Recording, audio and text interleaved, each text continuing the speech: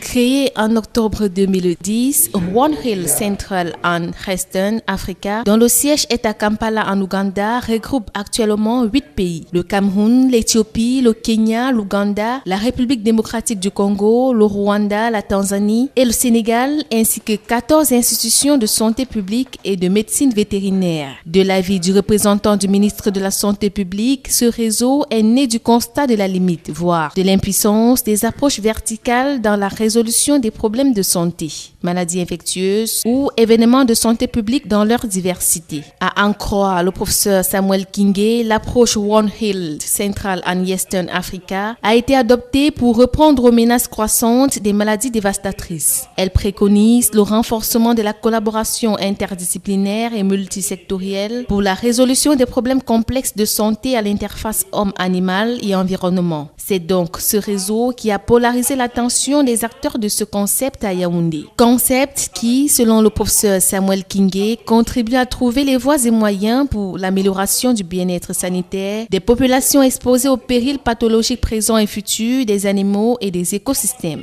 Ce qu'on veut faire, c'est quoi? C'est que le professionnel de santé du futur, que ce soit l'infirmier, le médecin, le vétérinaire, le pharmacien, que ces gens-là qui vont diriger les différents secteurs des sciences de la santé soient formés dans un contexte où ils apprennent à travailler ensemble. Et je crois que plusieurs des orateurs de ce jour ont bien expliqué que la plupart des maladies que nous avons aujourd'hui ont une origine animale et surtout de la faune sauvage.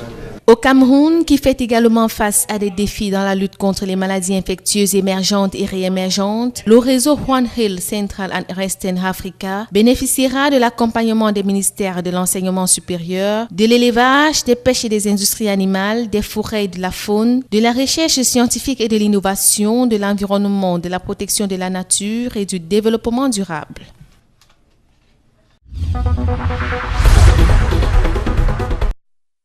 Tragédie des écarts oblige, compassion et solidarité sont exprimées aux familles éplorées. Dans la salle se trouvent plusieurs personnalités parmi lesquelles les ministres Alamine Ousmane des Finances, Louis-Paul Moutazeux de l'économie, de la planification et de l'aménagement du territoire et les responsables du Fonds monétaire international. Après le discours d'ouverture du ministre des Finances, 2 thèmes ont meublé les échanges. Exercice qui permet de constater que le taux de croissance économique de la région ne devrait atteindre 1,4% cette année, rythme bien inférieur à celui de la croissance démographique et en rupture au taux de croissance élevé des dernières années. Ce ralentissement, à en croire Céline Lalard, chef de la division des études régionales au département de l'Afrique du FMI, est dû au choc des termes de l'échange et de la chute des recettes liées aux produits de base. D'après les prévisions, les pays peu tributaires de ces produits comme la Côte d'Ivoire, l'Éthiopie, le Sénégal et la Tanzanie continuent d'enregistrer des taux de croissance supérieurs à 6%. Concernant le Cameroun, il y a divergence de vues sur le taux de croissance entre les autorités camerounaises et les services du Fonds monétaire international. Mario de Zamorogzi se veut prudent, constatant qu'il n'y aura d'effet d'amélioration rapide pour la demande d'exportation camerounaise. Le chef de mission du Fonds monétaire international prône l'adoption rapide des mesures devant permettre un rebond de la croissance.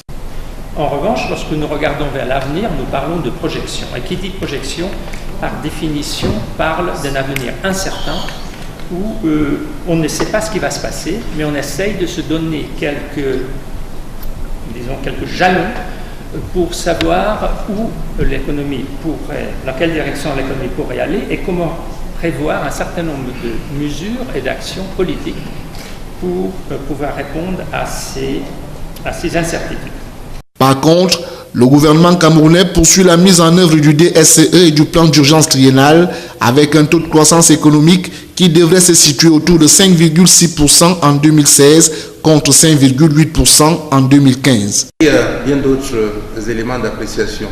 Et si à ce niveau il y a une divergence de vue, c'est également dû au fait que nos prévisions en matière d'exportation nous permettent de dire que les recettes en devises qui sont censées donc couvrir le service de la dette et rembourser le capital et les intérêts doivent être substantielles.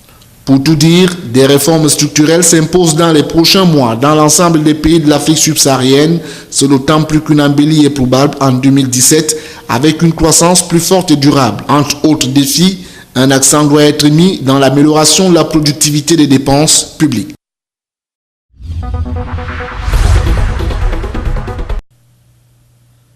Le Fonds monétaire international a procédé ce 26 octobre 2016 à Douala à la présentation de son rapport sur les perspectives économiques régionales en Afrique subsaharienne 2016. Il en ressort que le taux de croissance économique de l'Afrique subsaharienne pour le compte de cette année devrait descendre à son plus bas niveau depuis plus de 25 ans.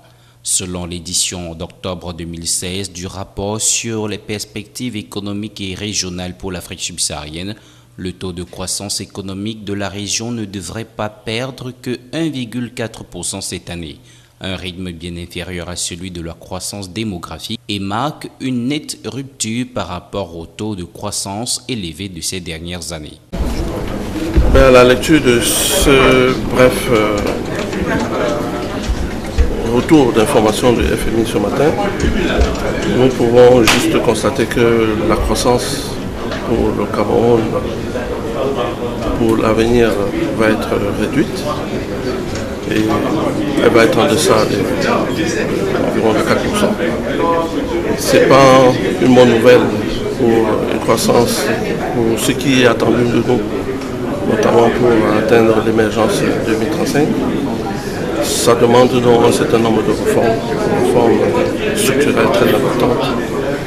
Réformes qui doivent être faites non seulement par l'État, mais aussi ça demande pour les entreprises beaucoup de travail créer davantage de richesses.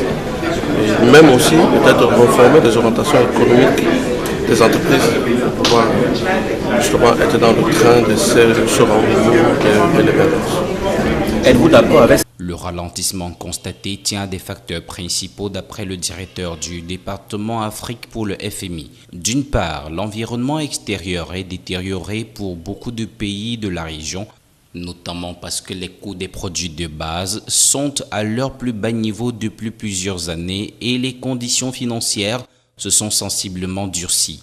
Cependant, une modeste embellie est probable pendant la période à venir, à condition que les mesures décisives soient prises. Sous réserve que les réformes soient lancées rapidement pendant les prochains mois, la croissance pourrait remonter à près de 3% en 2017. Mais pour cela, les pays les plus touchés, en particulier les pays exportateurs du pétrole, doivent agir sans tarder.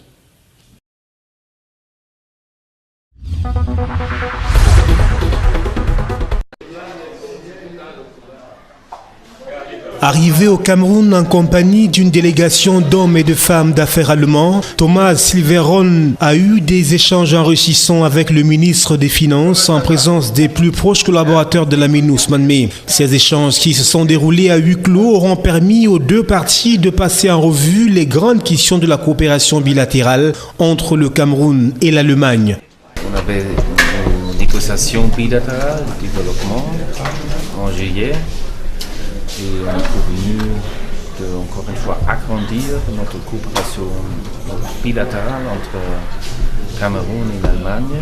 Cette visite témoignant de l'importance que la République fédérale d'Allemagne et la République du Cameroun attachent à leurs relations bilatérales, Alamine Ousmane Mey et ses hôtes ont aussi discuté sur les voies et moyens d'attirer les opérateurs économiques allemands au Cameroun. Sur un tout autre plan, Thomas Silberon, membre du conseil municipal de Bamberg depuis 2002, a annoncé qu'en 2017, année au cours de laquelle l'Allemagne assurera la présidence du G20, une réflexion sera poussée sur l'intégration d'un partenariat avec l'Afrique. À la fin de l'entrevue, le membre du Bundestag allemand et porte-parole des affaires étrangères et européennes de la politique de sécurité et de développement du groupe CSU au Bundestag a relevé que la coopération germano-camerounaise se concentre aussi sur la bonne gouvernance. Ainsi est-il apprécié les efforts déployés par le Cameroun pour augmenter ses recettes propres, avec notamment le projet d'informatisation du système de taxation. Parmi les plus grands bailleurs pour le Cameroun, et on va investir, si vous voulez, plus de 100 millions d'euros dans les 3 années prochaines. Le pôle prioritaire de notre coopération, c'est le secteur vert, mais aussi le développement économique et le développement rural. Cet avocat de profession, âgé de 48 ans, est marié et père de 2 fils.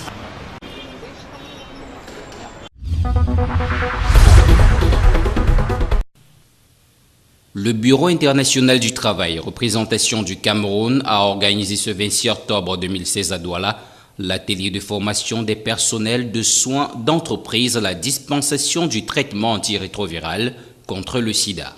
En effet, selon les statistiques, le Cameroun est un pays à épidémie généralisée avec une prévalence élevée et estimée à 4,3% dans la tranche de la population des 15 à 49 ans. L'infection, pour l'essentiel urbaine, est fortement marquée par la féminisation avec 5,6% de taux de prévalence chez les femmes contre 2,9% chez les hommes.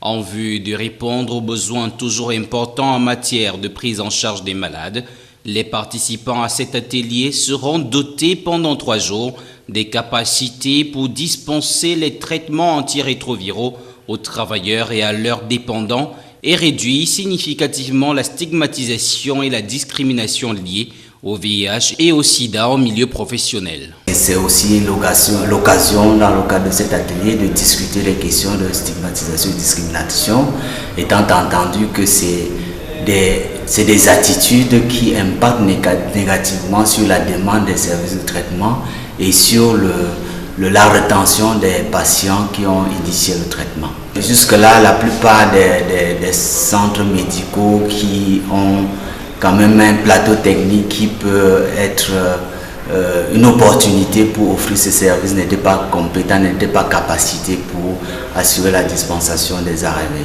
Il faut tout de même noter qu'en vue de répondre aux besoins toujours importants en matière de prise en charge des malades, 254 centres de traitement ont déjà été créés, capacités dans les 10 régions du pays. Cependant, seulement 27,3% des adultes en fin 2015 sont sous traitement.